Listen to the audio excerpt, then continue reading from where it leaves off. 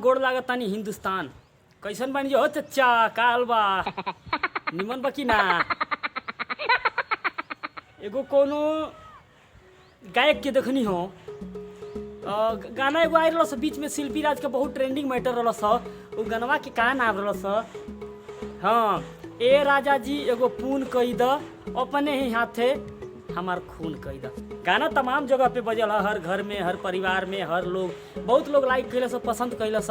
लेकिन एगो अवरी गायक गा दिले बैकर वही चोदो कि ए राजा जी एगो पून कई द, पहले राती, हाँ पहले राती राजा एगो पून कई द, आ मैं हमार लहंगा खूने खून कई द। अरे तोर वही छोदो, अब का बचल बा? और कोनो चीज गा दिले रहते, कुल गइए दे हम सो पून कई द, पून कई द, पून कई द। रे तोहर भई चोदो कहीं का लहंगा खून खून होई? कहो भैया ई बतावा, कहा था कि लहंगा खूने खून कई द। तोर माई गाना सुनी तो कैसा लगी रे सारा बा?